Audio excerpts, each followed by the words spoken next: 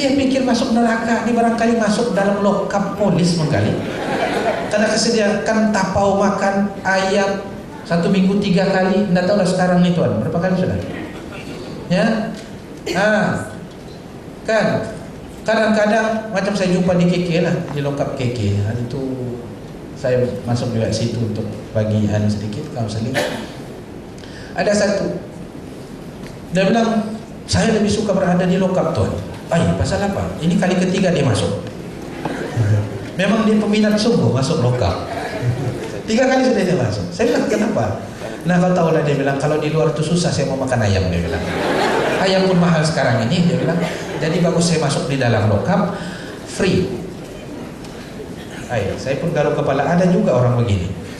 Jangan anggap yang neraka itu macam lokap, makan free, minum free. Kadang-kadang ada kena kasih obat nyamuk lagi. Yang obat nyamuk di luar, di rumah dia tidak ada. Tuan-tuan, dalam konteks kita perbincangan neraka itu tidak boleh begitu. Tapi akidah kita, kepercayaan ahli sunnah wal jamaah, setiap orang melakukan dosa akan dibalas, diazab oleh Allah SWT. Tetapi oleh kerana dia masih beriman, Allah akan kemudian masukkan dia ke dalam syurga. Tapi Wasil bin Atha tidak setuju. Demikianlah juga perbuatan-perbuatan Allah Subhanahu wa taala. Apakah wajib bagi Allah Subhanahu wa taala menjadikan manusia? Ada juga orang kes MH370 ini kan. Saya tengok dalam internet ada yang mempertikaikan Allah taala. Kenapa Allah buat kepada bangsa-bangsa, keluarga bangsa-bangsa ini? Kenapa orang yang tidak berdosa pun tiba-tiba hilang lenyap begitu saja? Kan dia barangkali dia lupa dalam akidah Ahlussunnah wal Jamaah, asa an takrahu syai'an wa huwa khairul lakum wa asa an tuhibbu syai'an wa huwa syarrun. Mungkin kamu tidak suka suatu benda, tapi sebenarnya Allah Ta'ala tahu itu baik untuk kamu. Mungkin kamu suka sesuatu, tapi sebenarnya tidak baik untuk kamu. Allah lebih tahu apa yang sesuai dengan kita. Itu dipanggil af'alullah. Sebab itu mengikut akidah Ahlussunnah wal Jamaah, wajib kita bersangka baik dengan Allah Subhanahu wa taala. Wajib. Kemarin saya tengok, sebelum saya berangkat kemari, saya sempat tengok film Piramli, Ibu Mertuaku. Kemarin kan ada. Saya begitu orang rumah, saya bilang film ini sebenarnya tidak bagus. Kalau budak-budak tengok tidak bagus. Kalau dia tengok kena ada sebelah. Ini tidak boleh nih. Piramli tidak reda dengan qada dia, kan? Sudah matanya dikasih bagus, akhirnya baru dia nampak apa yang sepatutnya dia tidak nampak. Jumpa mama mentua dia, akhirnya dia ambil balik garpu, dicucuk balik. Ini orang gambarannya film sajalah untuk iktibar kepada kita, ya. Mungkin niat pembikin film itu bagus untuk sedarkan kita. Baik, itu af'alullah, perbuatan-perbuatan Allah, termasuklah qada dan qadar Allah Subhanahu wa taala. Akidah Ahlussunnah jelas. Allah mempunyai sifat wajib, sifat harus dan sifat mustahil bagi Allah Subhanahu wa taala. Dan ada af'alul ibad, yaitu perbuatan-perbuatan kita ini. Yang kita datang ke dewan ini untuk hadir seminar ini, siapa suruh? Akidah Ahlussunnah, dia bilang Allah menurunkan kepada kita al-kasbu, usaha. Allah memberikan kepada kita hidayah, akal. Kita pikir, oh ini program meningkatkan ilmu pengetahuan. Bagus pergi kan tak pergi? Bagus pergilah. Jadi kita pun pergi. Yang kita pergi datang kemari itu al-kasbu, usaha kita untuk pergi dengan hidayah Allah Subhanahu wa ta'ala. Bercanggah dengan pemikiran, aliran orang-orang satu kumpulan yang menyerahkan segala-galanya kepada Allah Subhanahu wa ta'ala. Jabariyah dipanggil Jabariyah. Jabariyah ni Jabbar, orang yang dia dipaksa oleh Allah. Aku datang di nama Allah yang suruh. Aku jadi kaya ni pun Allah Ta'ala bagi. Betul tu. Aku jadi miskin Allah Ta'ala bagi. Kan? aku jadi jahat, Allah juga yang suruh aku jadi jahat. Yang ini masalah, dia akan bagi alasan. Kenapa kamu jadi jahat? Memang sudah Allah takdirkan aku jadi jahat. Jahat apa? Ya, ini salah. Sebab kita sandarkan semuanya kita serah kepada Allah, menafikan al-kasbu al-ikhtiyar, ya, usaha manusia. Baik, ini beberapa isu yang akhirnya timbul madhab-madhab akidah, yang kalau kita tidak tahu madhab akidah Ahlussunnah wal Jamaah, kadang-kadang kita pandai tersasar daripada kebenaran. Ini telah kita bincangkan tadi. Baik, balik semula kepada Ahlussunnah wal Jamaah. Ahlussunnah wal Jamaah ini sebenarnya lahir hasil daripada respon terhadap kelahiran pemikiran dan akidah Mu'tazilah yang banyak menggunakan akal, ya, menafikan wahyu, akal dulu, ataupun Qadariyah, sama juga dengan Mu'tazilah, atau Jabariyah macam yang kita sebut tadi, dia langsung tak gunakan akal, dia serahnya kepada Allah. Kalau sudah Allah mau jadikan saya miskin, miskin. Allah mau jadikan saya kaya, kaya. Jadi Tuhan duduk diam-diam saja di rumah. Iya, saya duduk diam-diam saja di rumah. Tidak payah. Kalau Allah Ta'ala bilang kaya, kaya. Ada orang antar duit. Dalam konteks tarikat, ada satu tarikat yang sudah difatwakan haram, namanya tarikat taslim. Tarikat taslim ini antara ajarannya, tuan-tuan, ialah memadahi ibadat kita ini dengan niat. Cukup dengan niat saja. Tuan, sudah sembahyang? Sudah. Tidak nampak pun? Sudah, saya pakai niat saja. Wah, mudahnya sembahyang. Walaupun kita pun tahu niat itu adalah rukun pertama dalam salat. Kita tahu itu. Tapi dia tidak ada rukun fi'li, dia pakai niat saja. Kan? Puasa pun sama juga. Apa-apa pun dibuat semua pakai niat. Niat saja, amalannya tidak ada. Jadi ada kawan saya, dia bilang bagus orang begini, bagus kita panggil kenduri. Panggil dia kenduri, siap kita sebut situ menu nasi ayam. Nasi ayam campur nasi biryani gam.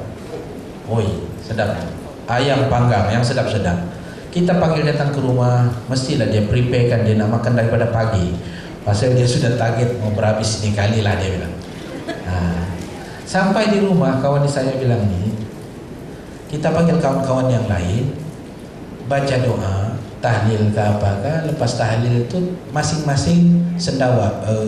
Alhamdulillah. Dia bilang, mana makanan? Belum dihidang sudah kamu sendawa? Sudah, kami pakai niat saja, bos.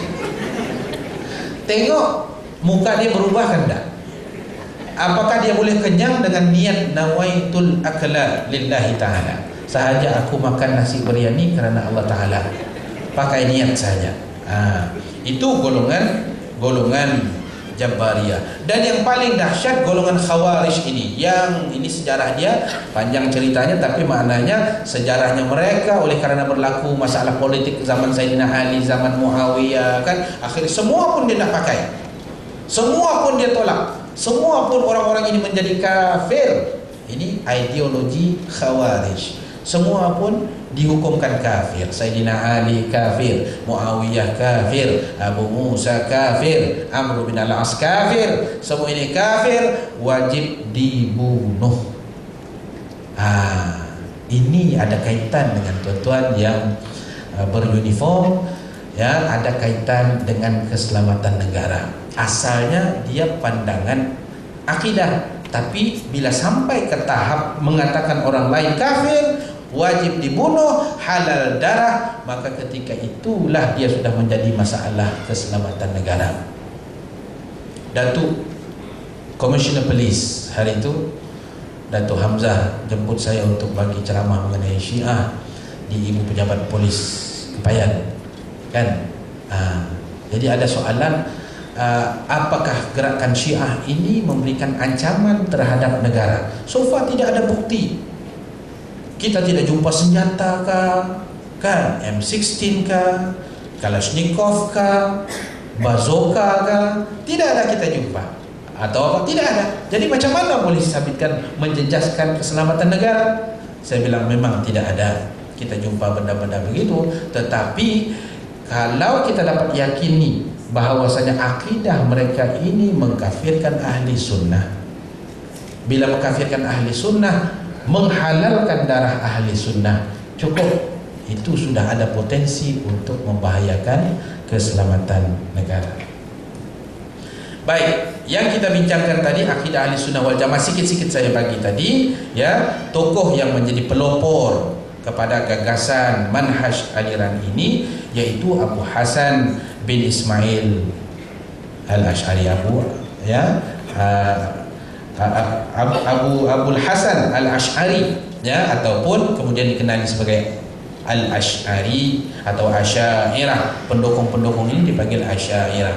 Kita ini mengikut manhaj pendekatan yang dikemukakan oleh Imam Abul Hasan al-Ash'ari ataupun Asy'ariyah. Dan satu lagi Abu Mansur al-Maturidi. Mereka inilah yang menyusun akidah ini dalam bentuk silibus. Kalau dalam pendidikan Islam ini dalam bentuk silibus, dalam rangka ilmu yang kemudian dipelajari, ya. Sebab itulah akidah kita ini, akidah ahli sunnah wal jamaah, aliran manhajnya ataupun, ya, caranya, cara yang dikemukakan oleh Abul Hasan al-Ash'ari dan Abu Mansur al-Maturidi. Sebab itulah ada, kalau dulu kan kita belajar sifat 20, ada juga orang tolak sifat 20. Anda apalah kalau dia tolak, tidak juga menjejaskan akidah dia. Sebab itu cara saja untuk kita kenal Allah. Ada sebahagiannya dia tidak belajar sifat 20, dia terus direct mengkaji. Misalnya tokoh-tokoh yang masuk Islam, saintis-saintis Islam di barat, ramai masuk Islam bila dia mengkaji sains. Dr. Maurice Bucaille misalnya, dia masuk Islam bila dia mengkaji sains, fakta sains yang terdapat dalam Al-Quran, dia bandingkan dengan Bible. Akhirnya berdasarkan pengkajian itu hidayah dapat. Dia tidak melalui pemantapan akidah sifat 20. Tidak ada masalah, dia kerana cuma cara saja. Cuma jangan kita nafikan sifat 20 itu. Itu saja masalahnya. Jangan kita tolak, jangan kita bilang ini sifat 20 ini sesat. Yang itu tidak betul, ya. Baik, dari sudut fiqh kita telah membagi tahu tadi ada mazhab Hanafi, Maliki, Syafi'i, Hanbali. Ada juga orang baru-baru ditanya, dia bilang, Ustaz, kenapa Pak? Macam-macam juga mazhab, tidak bolehkah satu saja? Tidak bolehkah satu saja?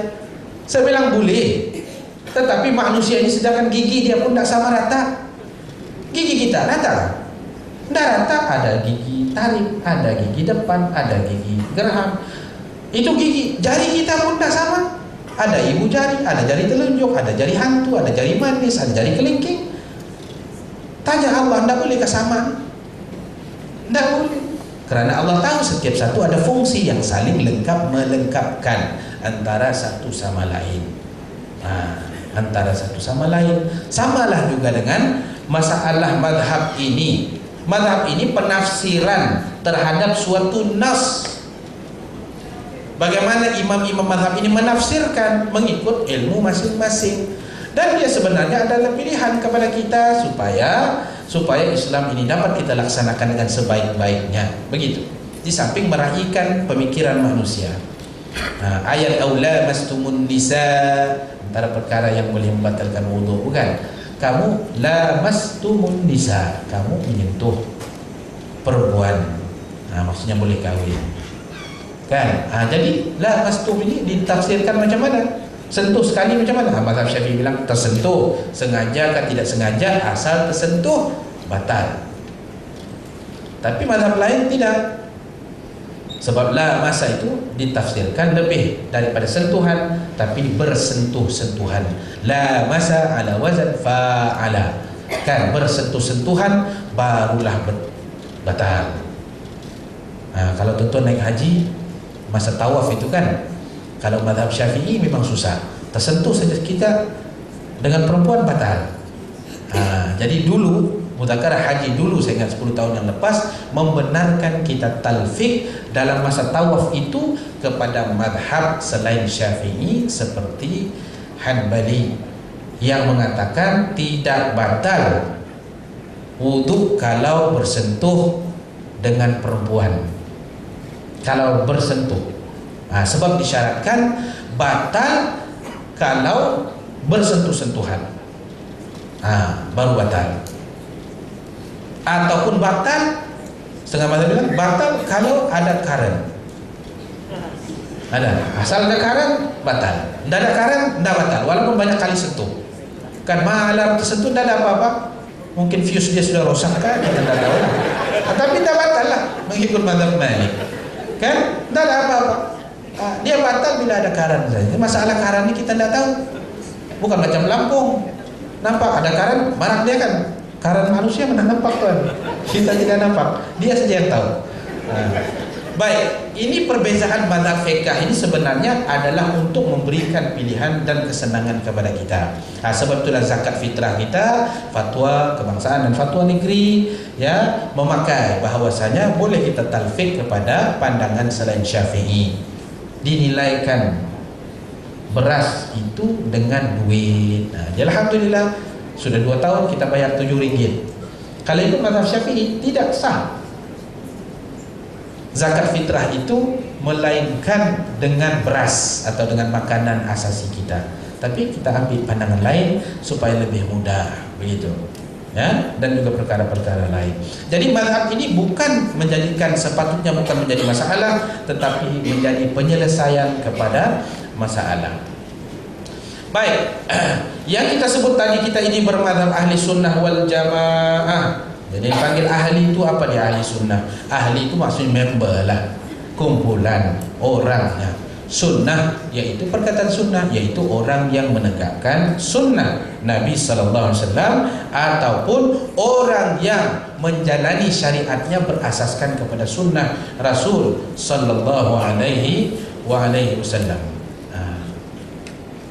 Dan al-jamaah merujuk kepada kumpulan yang memperjuangkan kebenaran.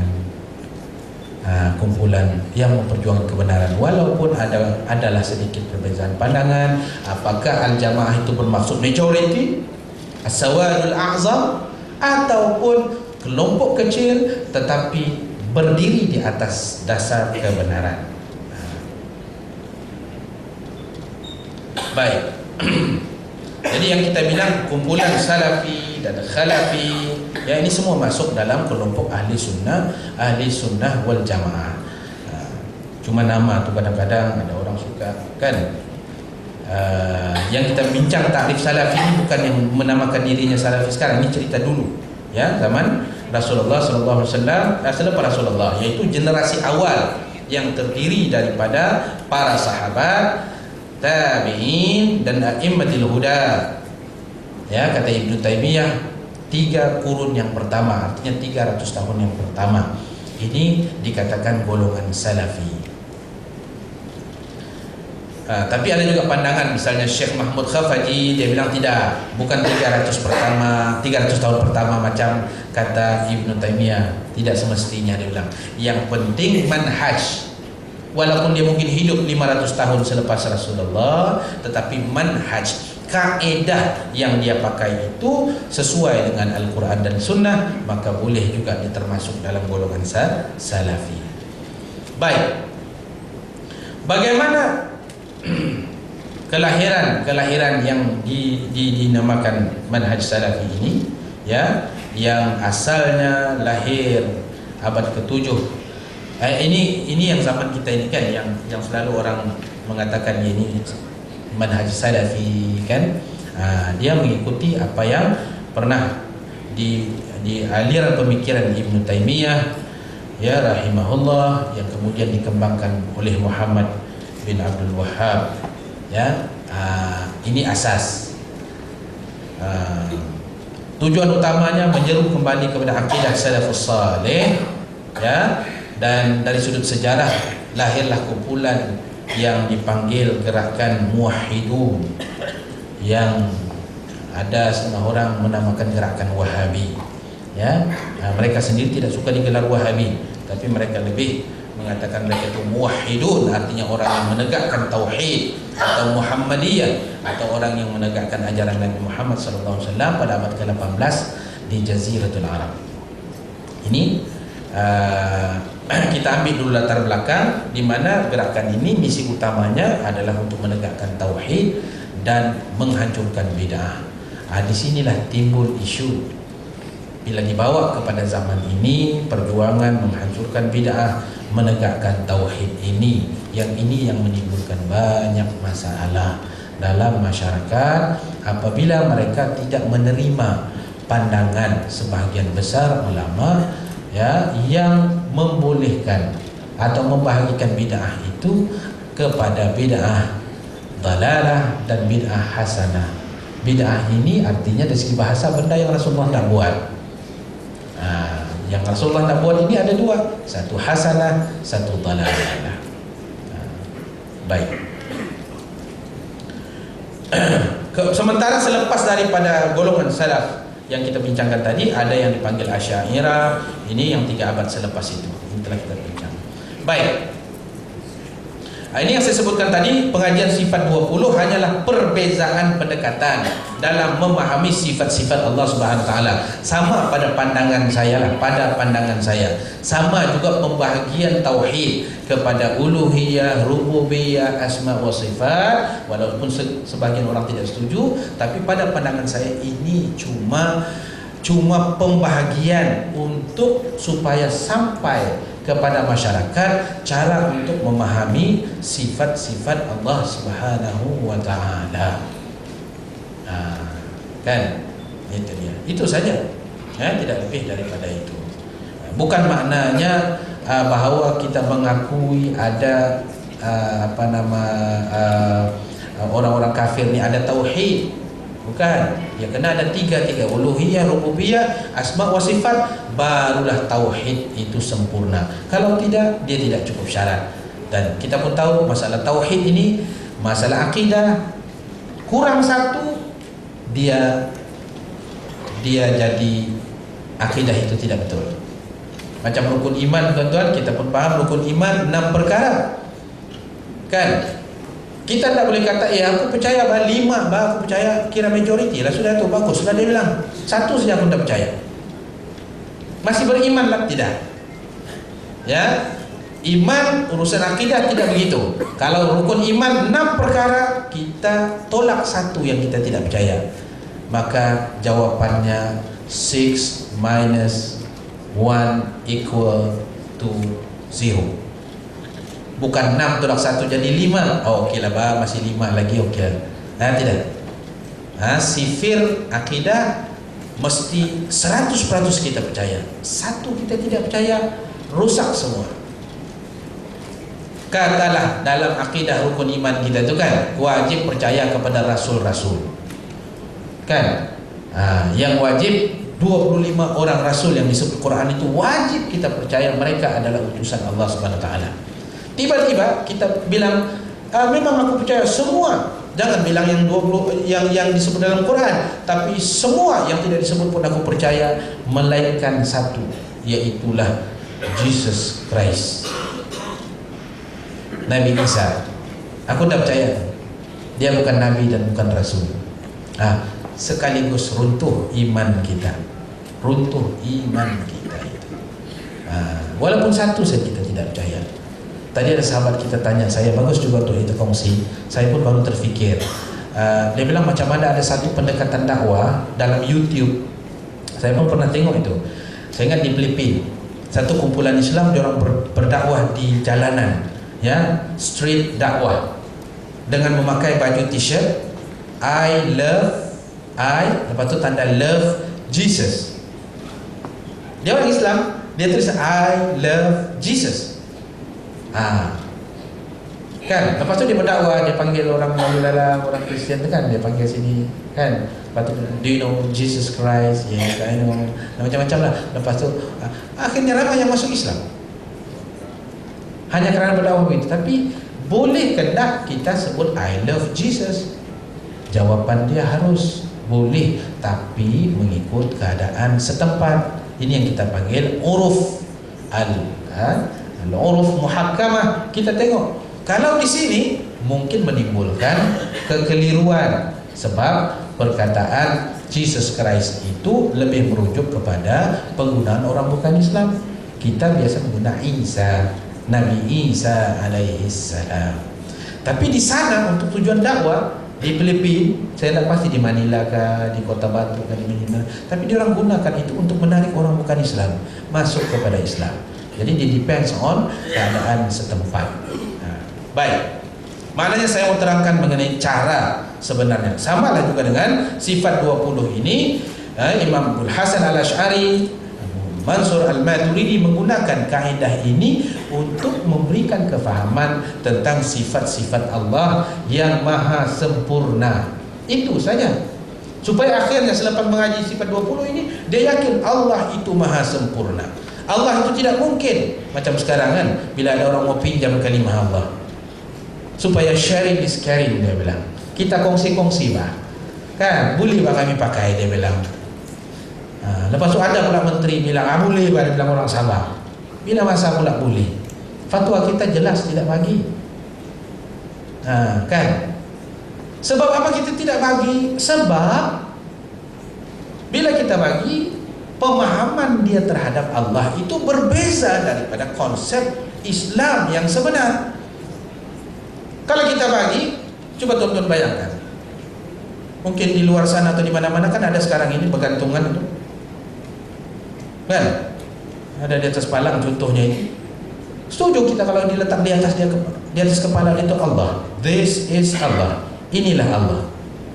Kita setuju kena? Itu bukan Allah.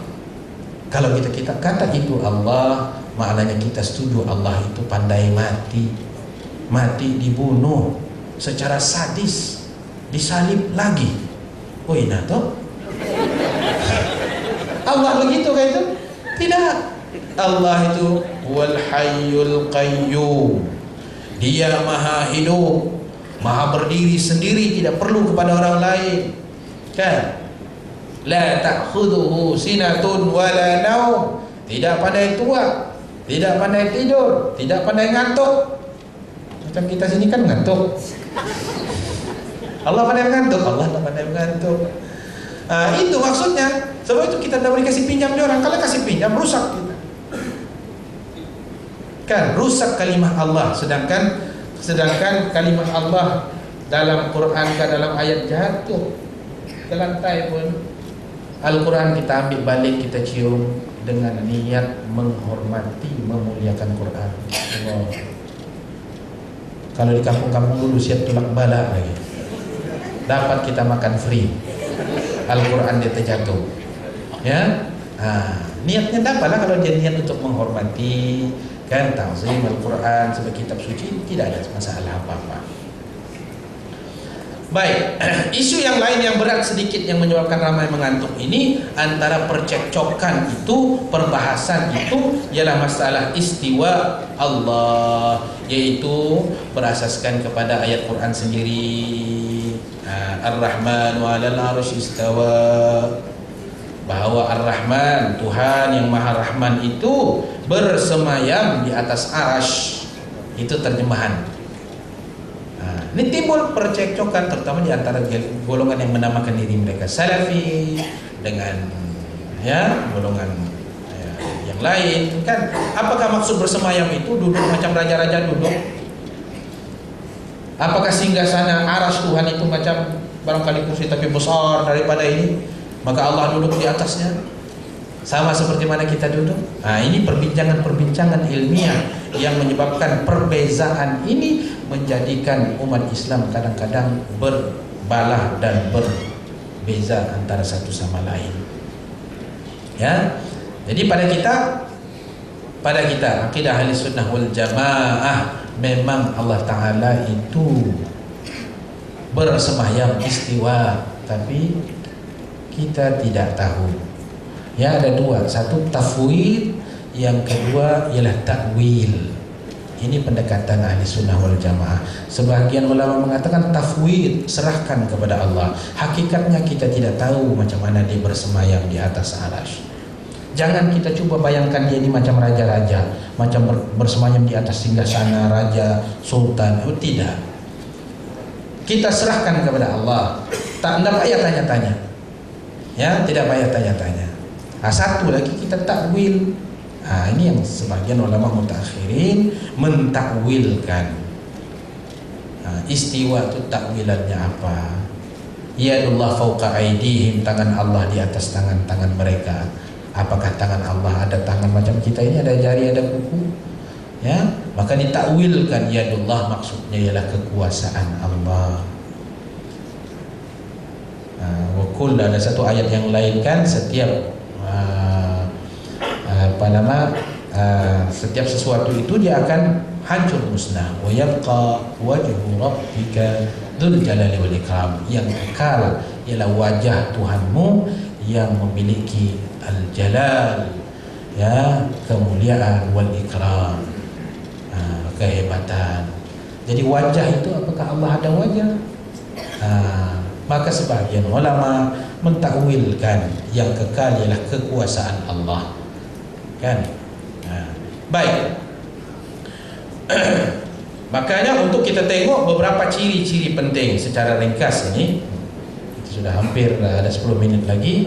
Ciri-ciri penting ahli sunnah wal jamaah, tentulah yang pertama berpegang dengan kitab dan as-sunnah, Al-Quran dan sunnah. Apapun, fa in tanaza'tum fi syai'in farudduhu ila Allah war Rasul. Peganglah kepada kitab dan sunnah. Kemudian melaksanakan Islam secara menyeluruh. Jangan orang sibuk buat ya hanana, dia pula berkonsep, dia luluskan pula konsep. Dia bilang apa alasannya? Janganlah tengok, dia bilang orang makan dada di situ, dia orang punya salah lah. Tapi coba tengok dari sudut berapa banyak kita dapat income masuk, pelancong datang untuk berkonsep. Belum ada kajian dibuat berapa ramai pelancong yang datang pergi konsep tersebut. Apa dipanggil konsep itu? AFME apa kan? Yang 6 orang mati itu kan? Tidak ada kajian dibuat berapa ramai pelancong datang kerana konsep itu. Saya percaya kalau ada seorang dua saja Mat Saleh sesat, ngam dia jalan-jalan di situ ada konsep, dia pun ikut. Bukan dia datang daripada London, daripada mereka khusus untuk pergi konsep di Malaysia. Saya tidak percaya itu. Sebab konsep tempat dia orang lebih hebat, 10 kali hebat daripada konsep di negara kita. Jadi maknanya tujuan untuk pelancongan tersasar.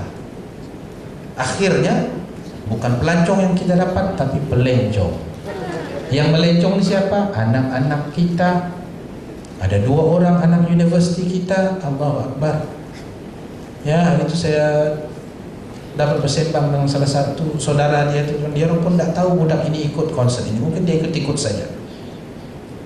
Bila dia mayat, dia dituntut, yang menuntut ini mama bapak dia, satu pakai kopiah haji, bapak dia haji tuan, mama dia pakai tudung labu, anak mati isap dadah dalam konsert. Ya, jadi itulah tu bila masuk separuh-separuh.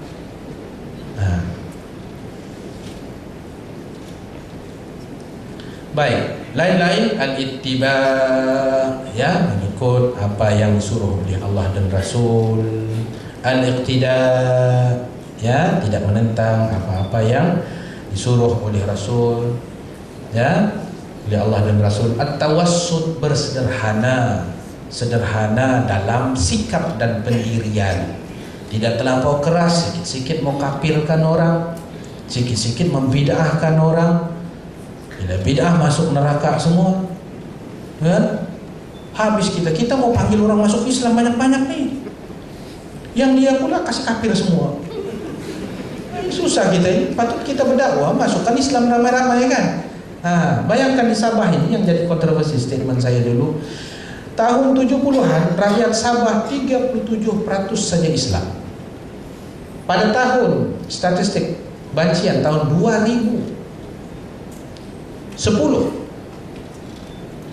penduduk Sabah yang Islam sudah 65.4%, tuan. Maknanya makin ramai Islam. Coba kalau kita sikit-sikit kita kasih kafir. Nah, daripada 37 barangkali 15 saja tinggal. 15% saja Islam. Pasal apa? Yang ini walaupun Islam tapi kafir. Pasal dia buat itulah, bertahlil lah, talqin lah, itulah, ini. Makin ramai lah pula orang bukan Islam. Ini sifat yang bukan tawassul. Perpaduan muslimin, ambil ini. Baru-baru ini saya jumpa satu syekh. Saya tanya dia mengenai keadaan di Suria. Syekh, kaif hunaka ahwal fi Suria? Dia kata asif. Ya, muhzin, mendukacitakan sangat-sangat. Yang sekarang berlawan bukan golongan Sunni dengan tentera Bashar, yang Nusyairi, yang Syiah Nusyairiyah, bukan saja. Tapi sama-sama Sunni pun berlawan sama-sama diorang. Berantam juga. Kan? Jadi sedih. Kenapa? Karena tidak ada mementingkan perpaduan muslimin. Berdakwah, sedar dan adil, kesatuan pandangan, buat baik, sama-sama menyampaikan ini contoh-contoh lah, ya, ciri-ciri penting.